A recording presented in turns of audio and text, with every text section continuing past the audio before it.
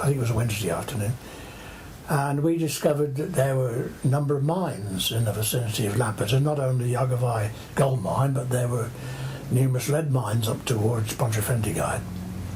And we started exploring them. Well, now, of course, to you people nowadays, it was incredibly unsophisticated because we didn't even have Wellington boots, and we just went in our shorts and shirts and pullovers, and we used candles and matches for illumination. And if we had any shafts that we really needed to go find out what was at the bottom, we acquired 2 or 3 coils of farmer's rope and laid a piece of timber across the shaft and lowered each other down it. Amazing. Well, it was. Well, we didn't have any serious touch wood. Well, No. We don't need to touch wood. No. We didn't have any. We never had any serious problems. We had a lot of fun. Yeah. But it wouldn't be considered. I'd like to just make one. Thinking about equipment then and now, we didn't have any hard hats.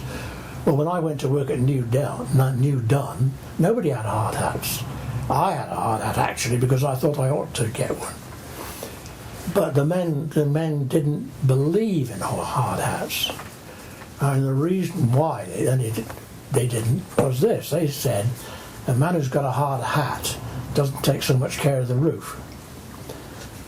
And no doubt to some busybody civil servant that sounds ridiculous, but in actual practice it's not ridiculous at all, because the first thing you've got to do if you're going into working, if you fired a blast, you're going into a working place, is to check the roof.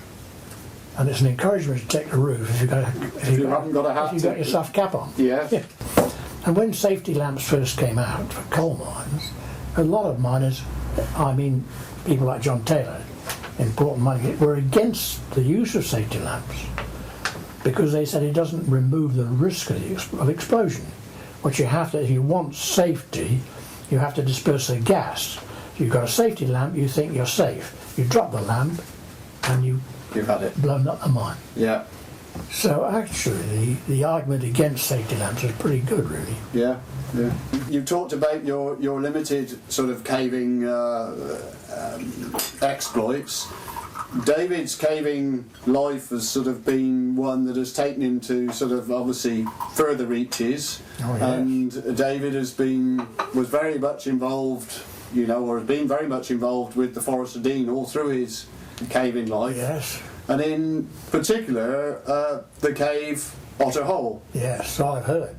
And that was from the sort of 1970s, yeah. And then 74, and the cave was sort of discovered then. Yeah.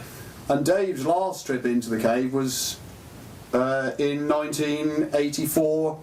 So back in September of last year, Dave asked me if it was possible for him to make another trip into the cave. In the sort of preparation for that, you were one of the people that got mentioned in our sort of discussions. Right. We took him back down Old Ham and into New Dunn, yeah. And in doing so, obviously your name came up in the conversation, right. because Yeah. that was some of his we were good early friends. exploits. Yes. And we just felt it would be nice to sort of get you to sort of say a few words about, to Dave, from the comfort of your home. I mean, I'd like to say very best wishes to Dave and congratulations. And wonderful to be featured in your own feature film. Exactly. But to be honest with you, Paul, I'm not keen nowadays. I do drive, but I'm not keen nowadays on, especially in the autumn, and driving in the darkness. And therefore, I hope Dave will excuse me for not turning up. But I shall be thinking about him, and I certainly offer him my best wishes. Thank you very much, George.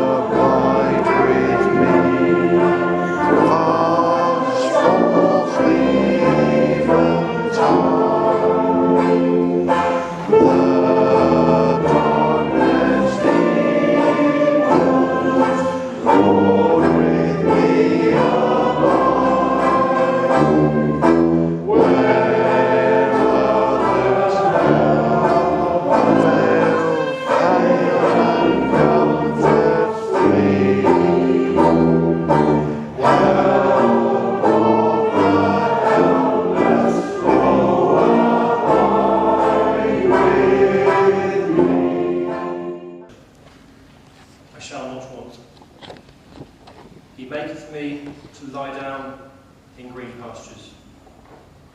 He leadeth me beside the still waters. He restoreth my soul. He leadeth me in the paths of righteousness for his name's sake.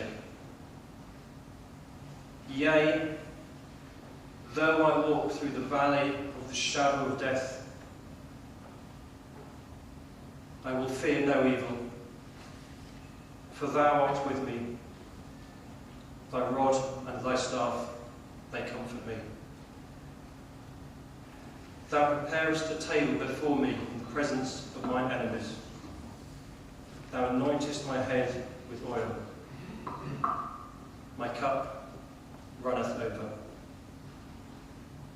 Surely goodness and mercy shall follow me all the days of my life, and I will dwell in the house of the Lord forever.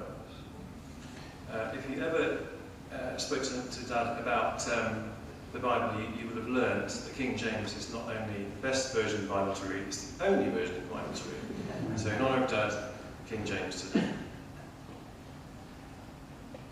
Charity never faileth, but whether there be prophecies, they shall fail.